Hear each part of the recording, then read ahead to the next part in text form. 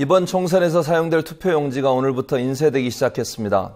선거법상 투표용지 인쇄일은 원래 다음 달 4일인데요. 선관위는 지역의 인쇄시설 사정을 고려해서 일부 지역에서 투표용지 인쇄 일정을 앞당겼다고 밝혔습니다. 야당 입장에선 후보 단일화를 할 수 있는 기한이 길게는 엿새가량 줄어든 건데요. 오늘 투표힘에선 이번 총선의 판세의 최대 변수인 야권 연대에 대해 이야기를 나눠보려고 합니다. 오늘 함께 이야기 나누실 두 분 소개해드립니다. 한길리서치의 홍영식 소장님, 그리고 김성수 시사평론가 나오셨습니다. 예, 어서 오십시오. 안녕하세요. 예, 반갑습니다. 먼저 야권 단일화가 이루어진 지역부터 보고 가겠습니다. 장부경 PD가 정리했습니다.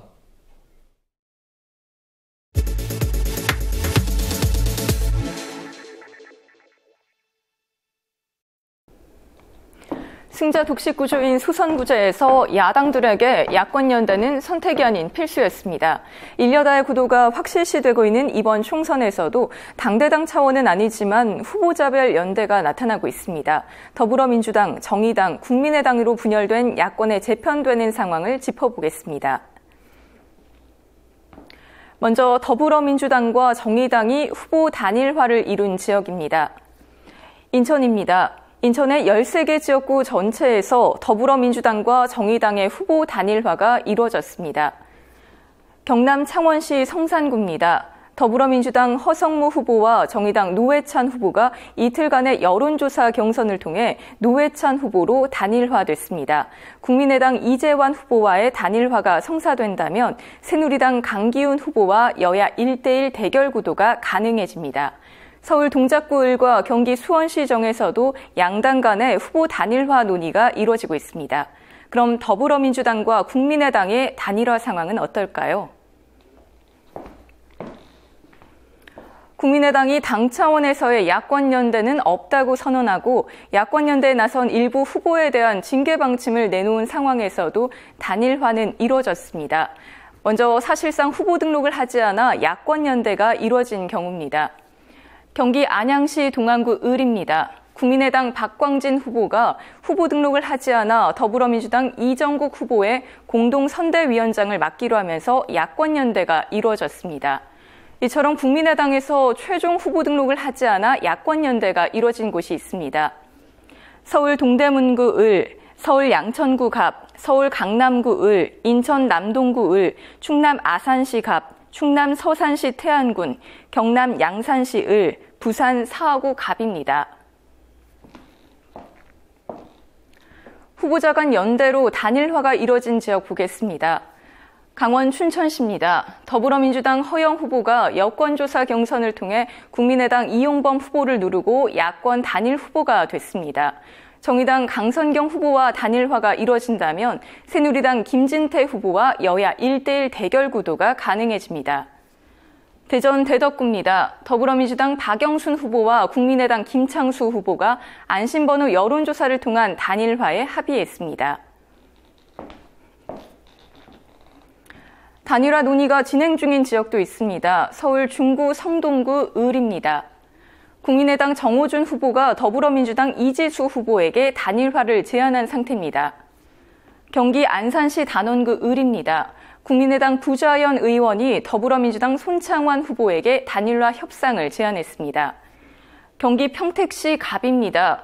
더불어민주당의 고인정 후보와 국민의당 최인규 후보가 단일화 논의를 진행 중입니다. 정의당 송치용 후보와의 단일화까지 이루어져야 새누리당 원유철 후보와 여야 1대1 대결 구도가 가능합니다. 인천 연수구 을입니다. 국민의당 한광원 후보가 더불어민주당 윤종기 후보에게 단일화를 제안했습니다. 야권 연대가 이뤄진다면 새누리당 민경욱 후보와 여야 1대1 대결 구도로 선거를 치를 수 있습니다. 대전 동구입니다. 더불어민주당 강래구 후보, 국민의당 선병렬 후보, 무소속 이대식 후보가 단일화 협상 중입니다. 이번 총선에서 야권의 화두는 연대라는 목소리가 높습니다. 연대를 통해 선거판을 재편할 수 있다면 전략적 선택도 고려해야 하지 않을까요? 투표의 힘, 장부경입니다. 지금 장부경 PD가 정리한 것처럼 이번 주에 들어서 야당 후보 간의 단일화를 했다는 소식들이 속속 들리고 있는 상황입니다. 자, 이것과 관련해서 야권 후보들이 단일화가 속도를 내고 있다. 이렇게 봐도 될까요? 기본적으로 지금 그 단일화의 압력이 국민들로부터 오고 있고 특히 지역구 내에서도 강력한 압박들이 들어오고 있는 상황이기 때문에 특히 국민의당 후보 같은 경우라고 해도 예. 이걸 전혀 무시하고 뭔가 독불장군식의 어떤 선택들을 하기는 어렵습니다. 사실 지금 현재 선거 국면에서 제3의 당이 나타난다고 하는 것은 장기적인 측면에서 정치를 업으로 생각하고 있는 사람들에게는 반가운 일일 수밖에 없습니다. 그리고 실제로 다 야 구도가 되던 다 여 구도가 되던 어떤 형태로든 그 안에서 자기의 그 일정한 지분들을 가져가고 그 지분들을 바탕으로 삼아서 차기나 차차기를 갖다 누리고 싶어하는 그런 그 생각들은 어떻게 보면 정치를 업으로 생각하는 사람들은 다 있을 수밖에 없거든요. 네. 그러니까 단일화가 사실상 이루어지기가 어려운 조건들은 자꾸 만들어지고 있는 거죠. 네. 그럼에도 불구하고 이번 선거의 의미는 정확하게 여권을 심판해야 된다라고 하는 그런 의미를 누구도 부인할 수가 없기 때문에 이것을 야권 심판으로 이렇게 가져가는 일은 서로한테 총부리를 겨누는 얘기이기 때문에 단일화에 대한 어떤 가속도가 자꾸 붙고 있다 이렇게 볼 수 있고요. 네. 이 가속도는 아마도 4월 4일, 5일 이때까지 절정에 달할 걸로 보이고요. 네. 그 이후에라도 아마도 후보가 사퇴하는 그런 형태로라도 단일화는 가능해질 거라고 봅니다. 문제는 여기서 실제로 갑질을 하는 그런 그 곳이 나타나면 안 되는 거죠. 그래서 오히려 지금 현재 보면요. 당대당으로 안 하고 있는 것이 후보들 간의 개인적인 어떤 이해관계를 맞추는 데는 도움이 되고 있는 것 같아요. 이게 참 역설적이지만 오히려 당대당으로 뭔가를 한다 그랬으면은 당끼리 주고 받느라고 그 안에서 벌어지는 여러 가지 계산들 때문에 긴밀한 어떤 논의들이 이루어지지 못하고 오히려 지역에 가서는 더 억울한 사람들이 생겨날 수도 있는데 밑에서부터 오는 그야말로 상향식으로 오는 단일화 요구들로 화합이 되고 있기 때문에 오히려 잡음도 덜한 그런 상황들이 만들어지고 있는 것 같습니다. 국민의당의 안철수 대표는 승인 받아라, 당의 허락을 받아라 이렇게까지 얘기했잖아요. 그렇죠. 왜 그럴까요? 기본적으로 지금 여기서 그러면 단일화를 갖다 당 차원에서 인정을 해버리게 되면 국민의당 괴멸됩니다.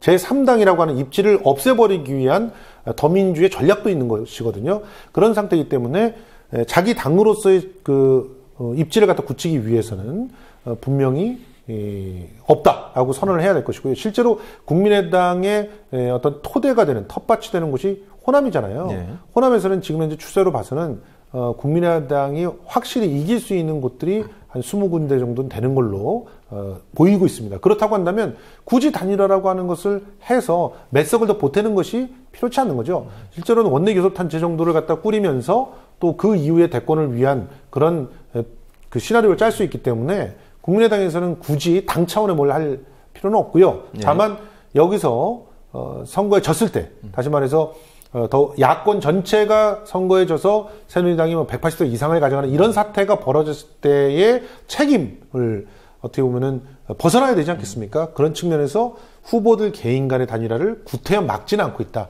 이렇게 보고 있습니다. 예. 자, 홍 소장님. 오랫동안 이제 여론조사업을 하셨는데 만약에 야권이 분열된 상태에서 연대가 잘 안 되고 분열된 상태에서 선거를 치르게 되면 모 언론사 같은 경우에 208석을 새누리당이 가져갈 수도 있다. 이런 예측을 했거든요. 홍 소장님 생각은 어떠세요? 지금 그 예측은 지금 조금 전에 이야기했는 그 단일화도 이루어지지 않았을 때 전제였으니까 그렇죠. 그 전제가 지금 그대로 적용된다고 보기는 어려울 거고요. 이제 일반론적인 어떤 과거 경험 보치기로 놓고 본다면 그럴 수도 있다. 이런 주장이었을 겁니다.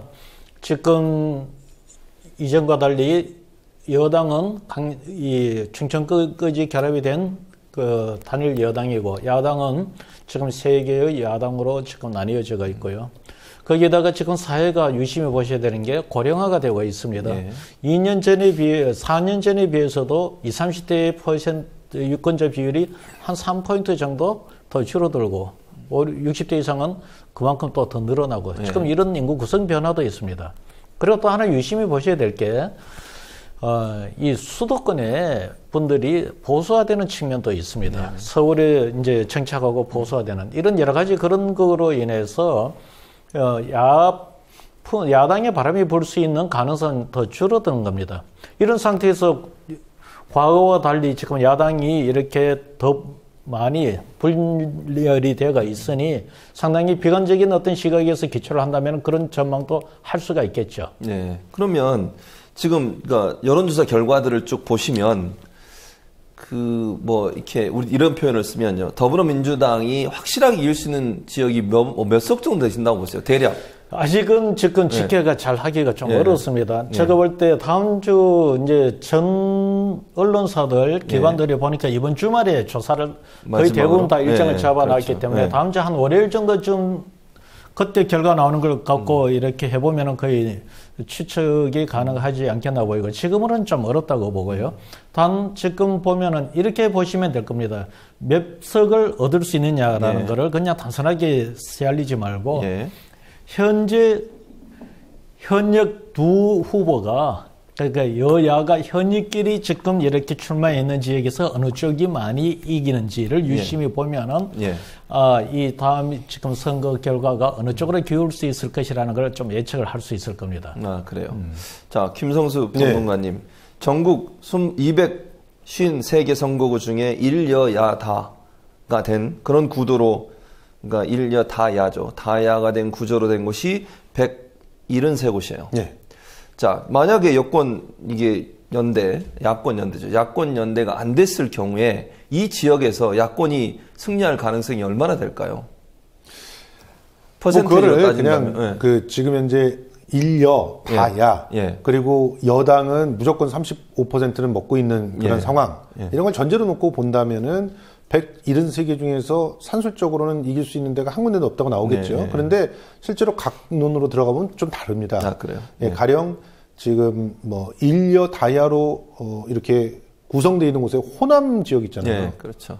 호남 지역은 1여 다야가 의미가 없거든요. 그렇죠. 사실은. 야로 다 표가 가고 있는 그런 상황이죠. 실제로 유일하게 호남에서 국회의원이 됐던 이정현 지금 현재 의원 같은 경우도 이번에는 아마도 호남의 분노를 비켜나갈 수 없을 것으로 보입니다. 고전하고 있죠, 지금.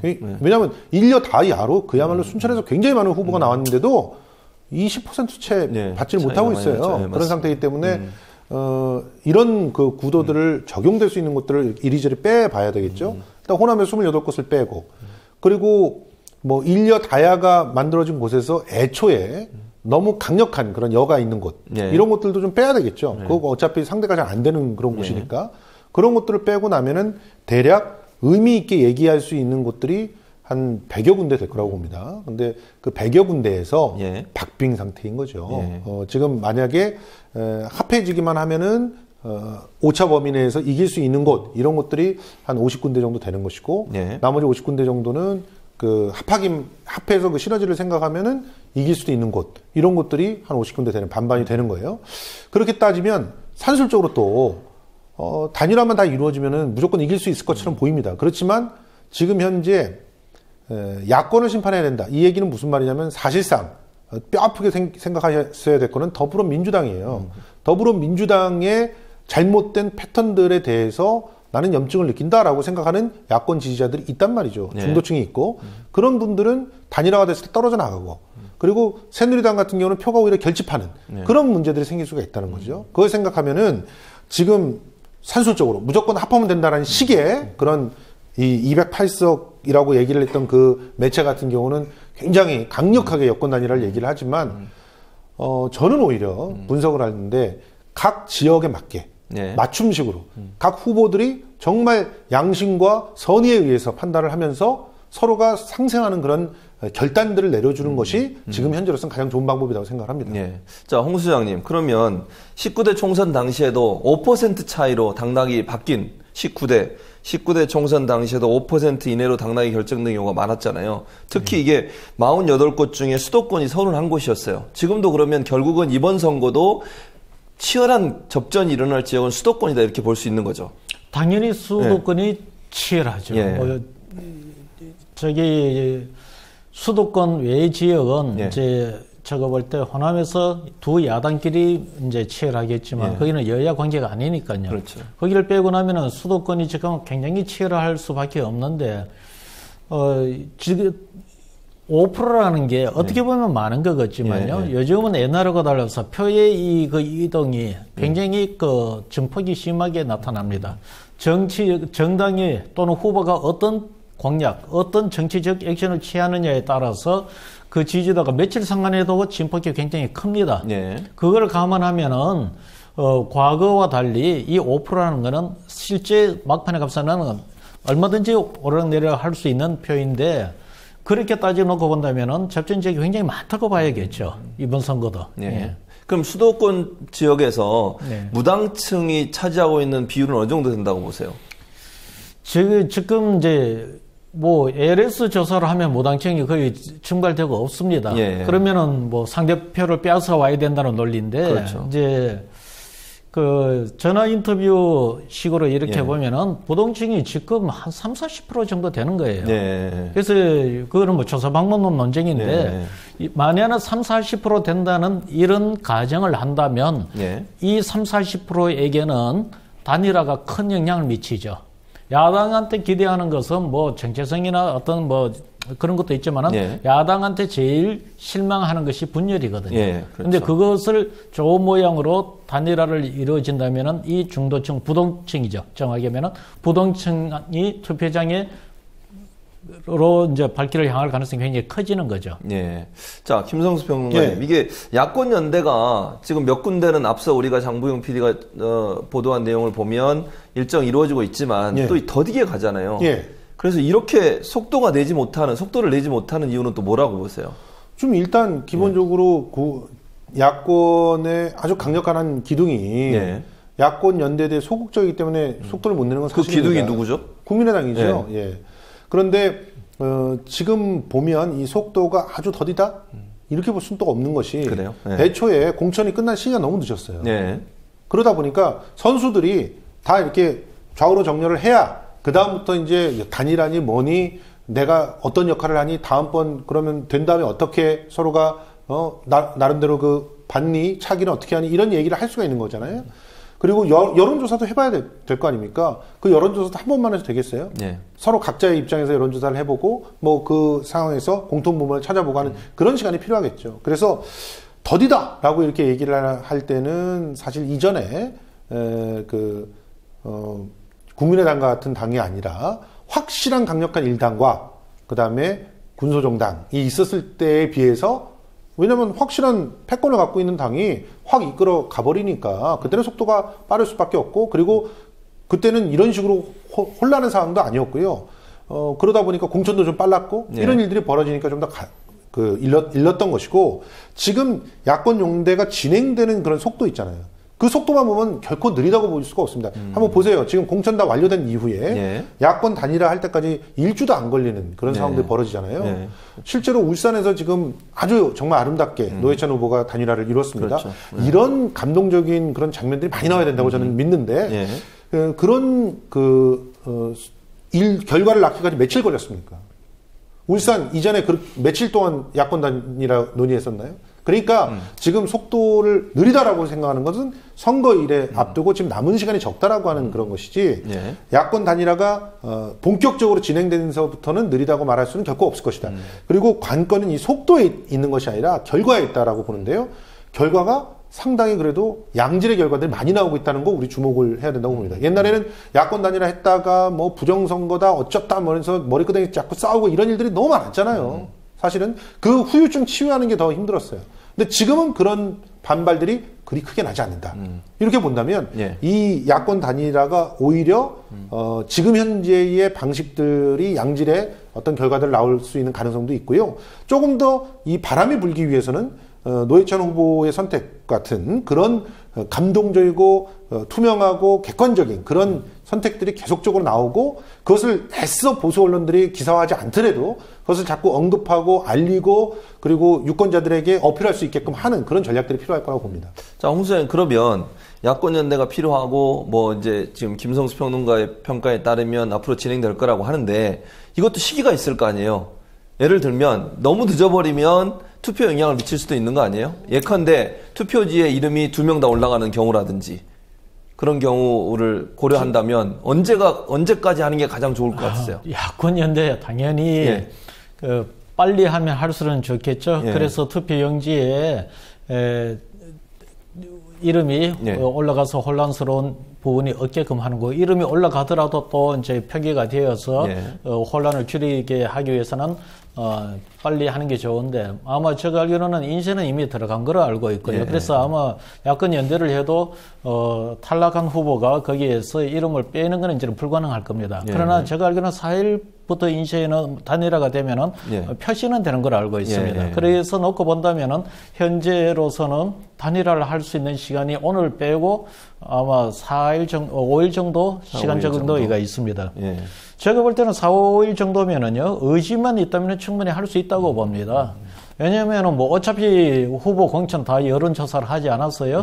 그렇게 놓고 보면 단일화도 여론조사 방식을 갖고 할 텐데, 지금 이틀 정도면은 그 단일화 합의만 이루어지면은 그 여론조사는 다 이루어진다고 봐요.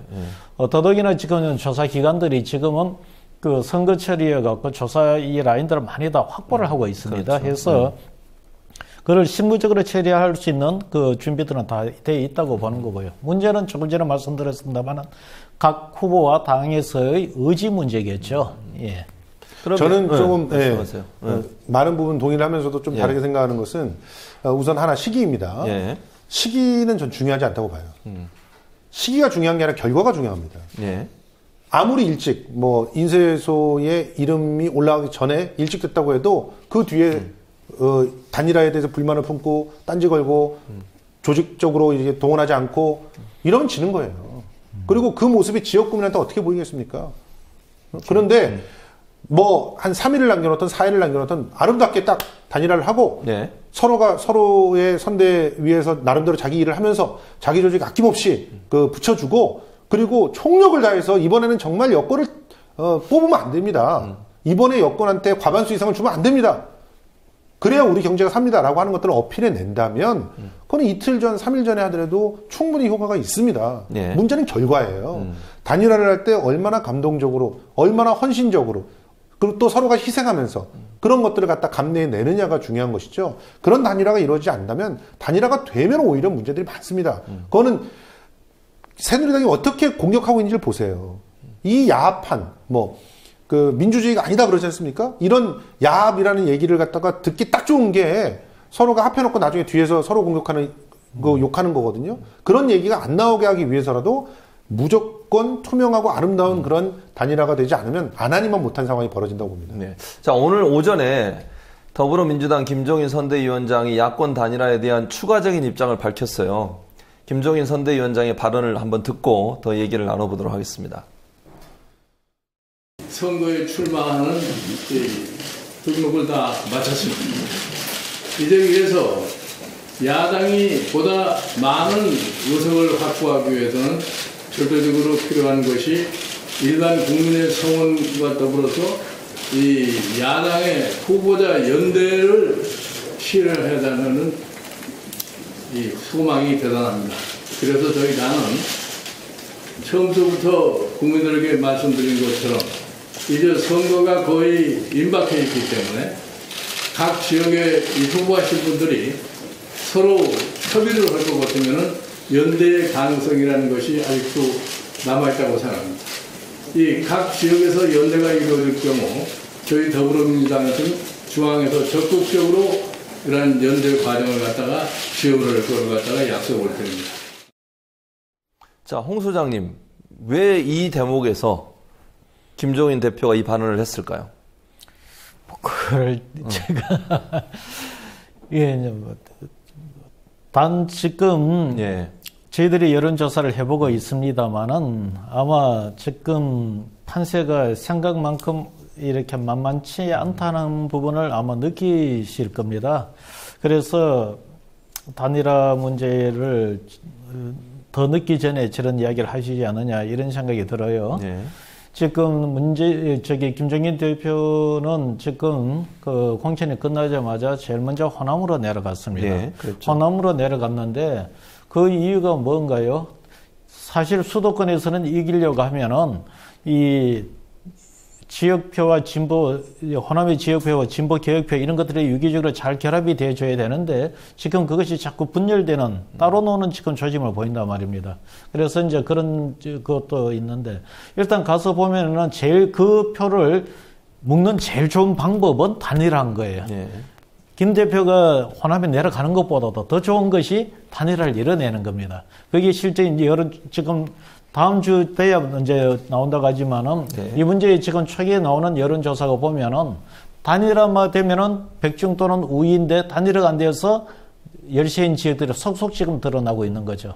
이건 이제 현실을 보고서 아마 좀 더 적극적으로 움직인 게 아닌가 이렇게 보여집니다. 자, 김성수 평론가님, 네. 당대당 단일화는 이제 무산이 됐단 말이에요. 네.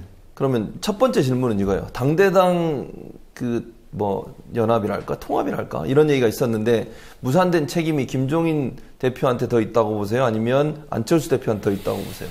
굉장히 괴로운 질문입니다. 예. 평론가한테 그런 걸 물어보시면 양쪽 중에 누구한테는 척을지라는 그런 얘기신데요. 근데 저는 양쪽의 공이 똑같이 있다고 생각합니다. 예. 왜냐하면 국민의당 같은 경우는 분명히 국민들의 열망을 현명하게 받아들이지 못한 부분이 있고요.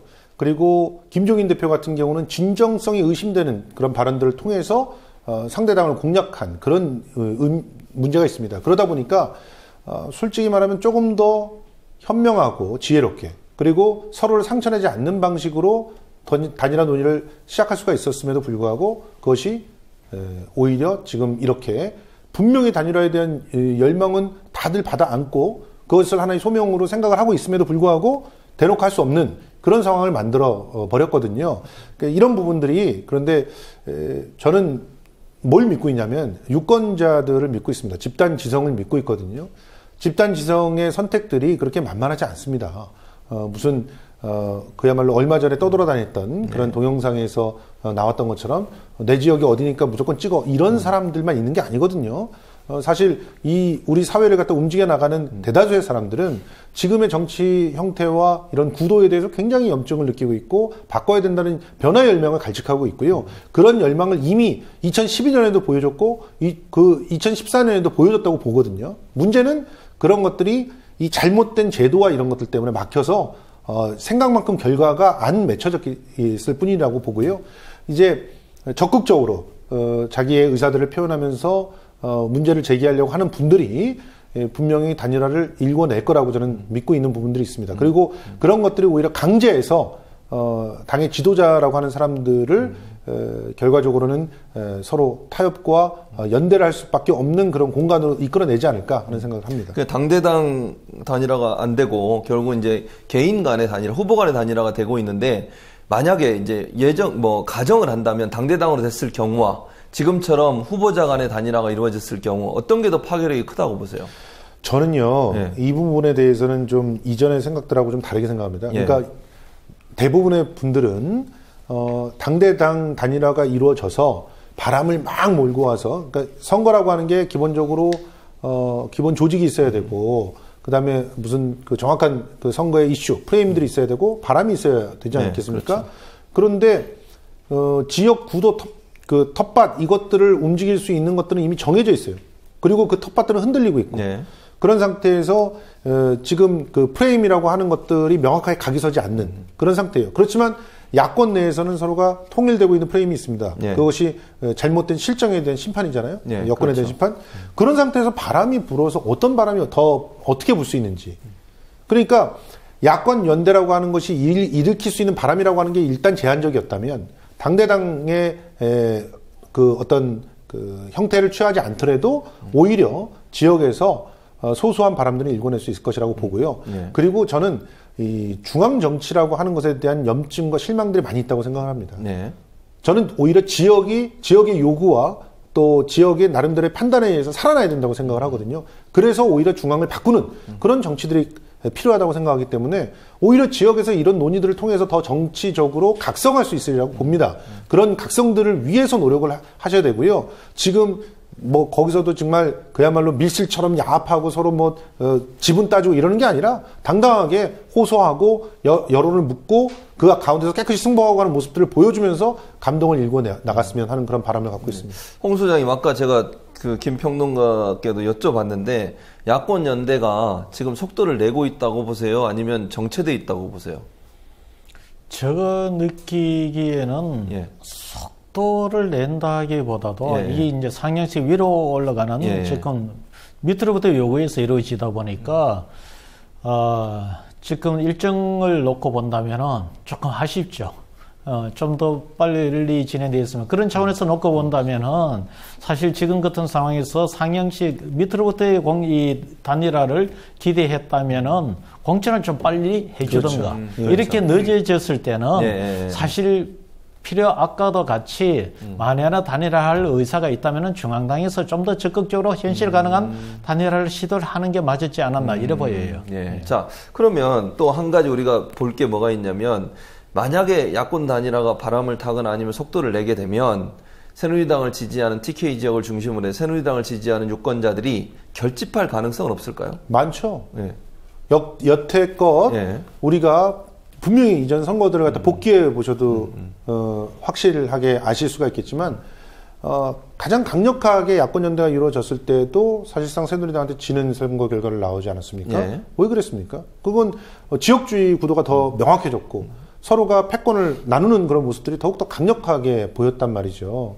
그러니까 우리가 단일화로 1대1 구도를 만들자 이런 식의 논의들은 어떻게 보면은 지금 우리들의 민의를 제대로 대변할 수 없는 구도를 만들어 놓고 그래 놓고선 사실 상대적으로 힘이 있는 사람이 힘 없는 사람을 누를 때 쓰는 논리란 말이에요.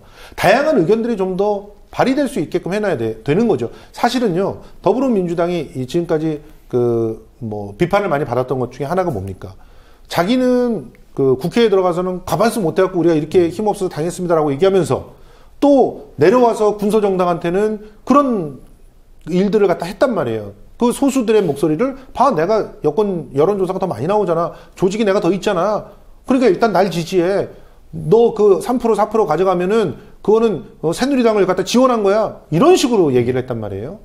그리고 그런 식으로 몰아갖고 사표 방지 심리를 이용해서. 예. 그러니까 그 문제를 가장 첨예하게 서름을 당했던 사람이 노회찬 후보였고요. 예. 그러니까 이런 상황들을 없애려면은 정말 정치 개혁을 했어야죠. 제일 먼저 이 소선구제들을 어떻게 할 것인가, 또 권역별 비례대표를 어떻게 통과시킬 것인가, 이런 것들을 만들어 줬어야 되지 않습니까? 그걸 아무것도 못 해놓고 이제 와서 또 단일화를 하자 그러면은 사실 그 진정성에 대해서 항상 의심할 수밖에 없는 그런 상황이 만들어지는 것이죠. 자, 홍 소장이 그러면 이게 만약에 지금 새누리당 같은 경우는 유승민 의원 파동, 옥새 파동이라고도 얘기하는데요. 그런 여러 가지 공천하면서 친박 비박 간의 갈등 이런 문제가 엄청나게 드러나면서 사회적으로 비난을 받았잖아요. 이게 근데 실제 총선에 영향을 미칠 가능성이 있어요? 저는 그 문제에 대해서는 당연히 영향을 미치지만 우리가 영향을 미친다고 했을 때 이제 야권의 분열보다도 이것이 그걸 상실할 만큼 더 큰 영향이 있느냐 이걸 따져놓고 볼 때 야권 분열이 훨씬 더 크죠. 부정적인 영화는. 그래서 보통 우리는 야권을 분열이라고 하고 여권은 균열이라고 표현을 하죠.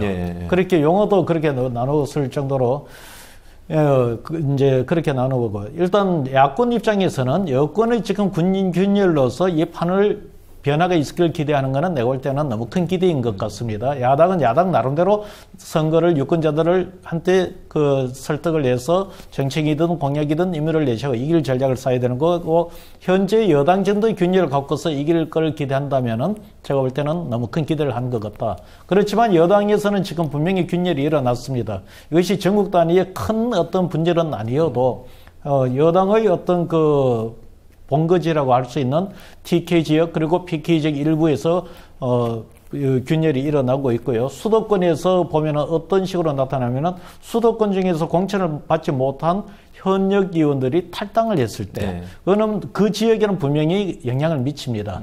이 표라는 것은 이 정당 고정표도 있지만은 후보 개인의 인물표가 있습니다. 그렇죠. 지금 이번에 공천을 못 받는 분들이 보면은 개인 인물표가 좀 있는 분들이에요. 그러다 보니까 그분들이 탈당해가 나가는 지역에 대해서는 새누리당 후보가 당선되기가 좀 어려운 이런 현상을 보이고 있습니다. 그런 의미에서 저는 제한적이라고 표현을 하는 거죠. 오케이. 자, 그러면 김평론가님, 이렇게 한번 여쭤볼게요. 이제 만약의 경우에 새누리당이 180석 이상, 그러니까 완전히 뭐 국회를 자기 마음대로 좌지우지할 수 있는 그런 의석을 차지한다고 가정을 하면 예. 누가 책임을 져야 되죠? 야당에서는? 야당의 지도자들이 다 책임을 져야 된다고 생각합니다. 두 분 다 책임을 져야 한다는 말씀이죠? 그런데 저는 조금 다른 관점으로 한번 볼 필요가 있다고 생각합니다. 자, 180석을 갖고 국회를 분탕질 치면 그 피해는 고스란히 누구한테 돌아갑니까? 국민한테 돌아가죠. 그리고 그거는 더 피부로 와 닿을 겁니다.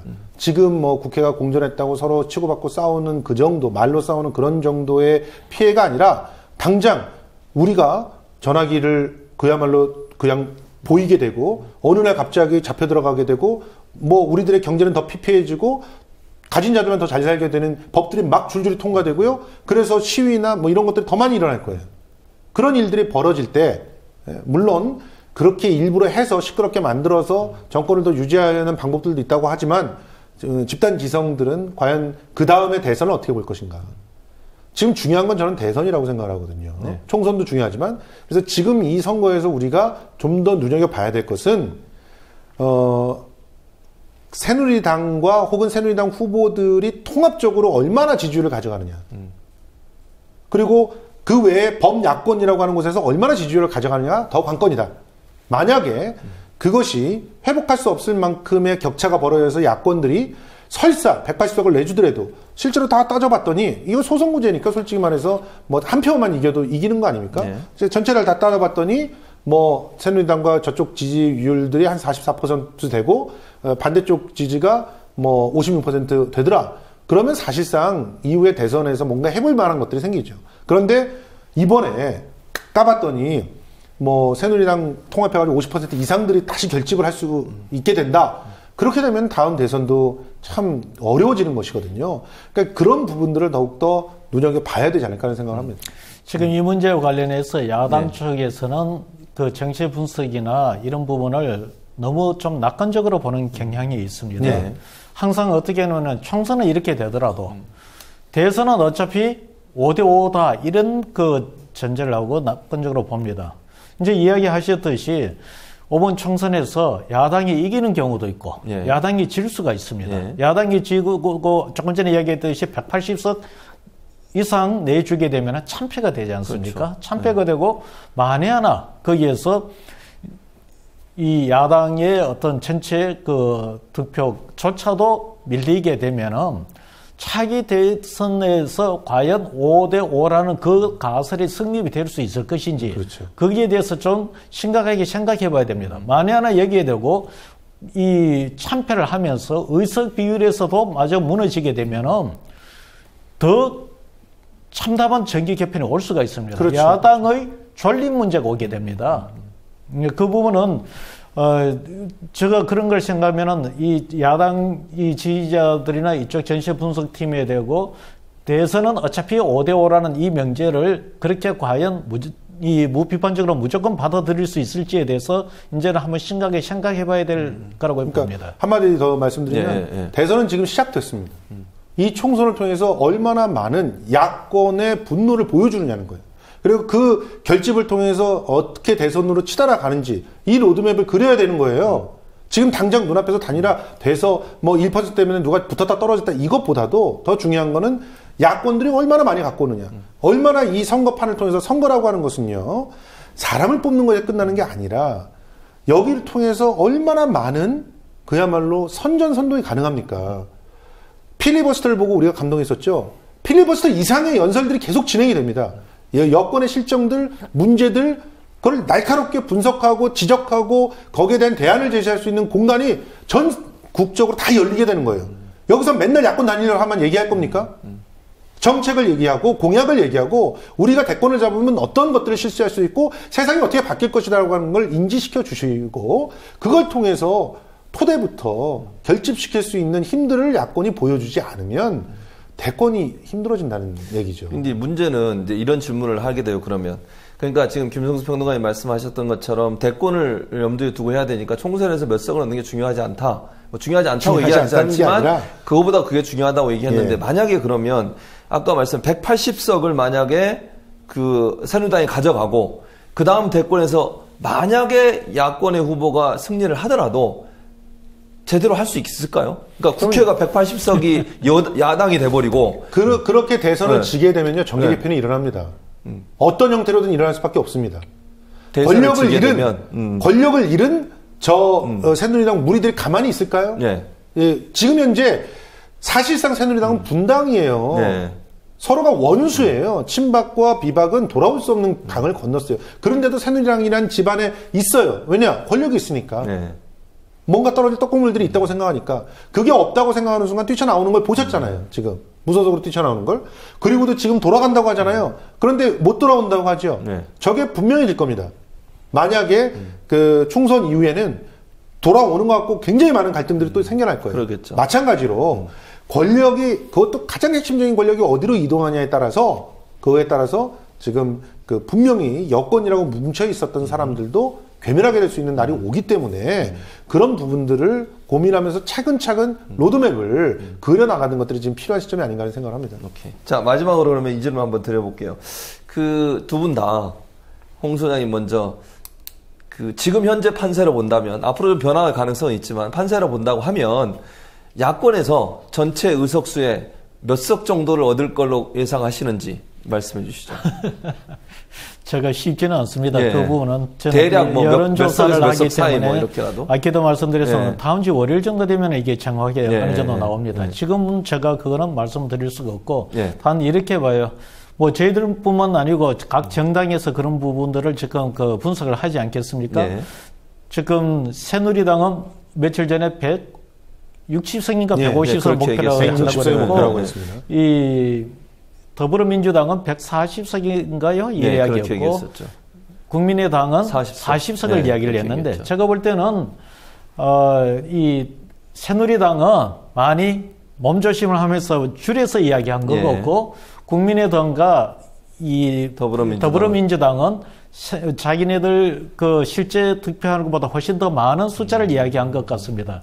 그래서 뭐 여러 가지 수치가 있는데 제가 볼 때는 저는 아직도 지금 제일 그 머릿속에 남아 있는 게 새누리당에서 180석을 이야기하는 그 기준이 제일 그 아직은 현실성이다. 오히려 그 새누리당에서는 180석이라고 하지만 내심 그거 이상을 기대하는 것 같고 현 상황이 잘못 고착되면 그래 될 수도 있다고 봅니다. 김성수 평론가님. 우리 통계를 하시는 분이기 때문에 지금 현재 그 판세를 정확하게 보시는 것 같아요. 그런데 이제 추세들이 또 있고 그 가운데서 움직이는 힘들이 있지 않습니까? 역동성. 근데 새누리당엔 역동성이 없어요. 역동성이 어디 있는지를 보십시오. 그러면 무소속과 그다음에 지금 단일화를 추동하고 있는 그런 야권의 역동성이 있습니다. 심지어 야권들은 지금 군소정당에서도 아주 꿈틀거리면서 그 원내 진입을 위해서 노력을 하고 있는 모습들이 보이지 않습니까? 이제 이런 것들이 역동성이 있는 쪽이 조금 더 좋은 그런 판세들을 만들어 갈까라는 전제 하에서 저는 새누리당이 자신들이 얘기했던 160석 정도에서 그 안팎에서 머물 거라고 생각을 하고요. 다만 더불어민주당은 자신들이 얘기했던 107석 이상을 얻으면 승리를 했다고 생각을 하고요. 그걸 얻기가 굉장히 어려운 지금 국면이 아닌가 생각을 합니다. 또 국민의당도 40석 얘기를 했는데 그 정도를 얻으면 승리라고 생각을 하고요. 그걸 얻기 굉장히 힘든 그런 국면으로 가고 있다. 그러면 결정적으로 나머지 빈 곳은 무소속들이 채울 것이다. 그러면 그 무소속들이 결정적으로 거의 무소속이 연대라면 원내교섭단체를 버금갈 만한 그런 규모가 될 수도 있을 텐데 어떤 캐스팅 모드가 될 것인가. 이것이 또 이후에 판세를 갖다 보는 하나의 그 흐름이 되지 않을까 생각을 하고 정의당이라든가 뭐 녹색당이라든가 이런 데들이 좀 약진을 해줬으면 좋겠어요. 저는 개인적으로 정의당들이 좀 10석도 넘고 또 녹색당이나 민중연합이나 노동당이나 이런 데가 원리 진입을 좀 했으면 좋겠는데 지금 현재로는 굉장히 어려운 상황으로 가고 있다. 왜냐하면 가면 갈수록 지금 현재 단일화에 대한 그 요구들이 불고 했을 때 사표를 방지하려고 하는 그런 움직임들이 있어서 정당 투표조차도 녹색당이나 그런 노동당이나 이런 데로 못 가게 만들거든요. 이게 참 안타까운 거라고 보는데요. 어쨌든 그런 국면 속에서 지금 앞으로의 판세들 또 움직임들을 좀 봐야 될 것 같습니다. 아이고 오늘 두 분 나와주셔서 감사하고 좋은 말씀 감사드립니다. 다음 주에 뵙겠습니다. 고맙습니다. 감사합니다.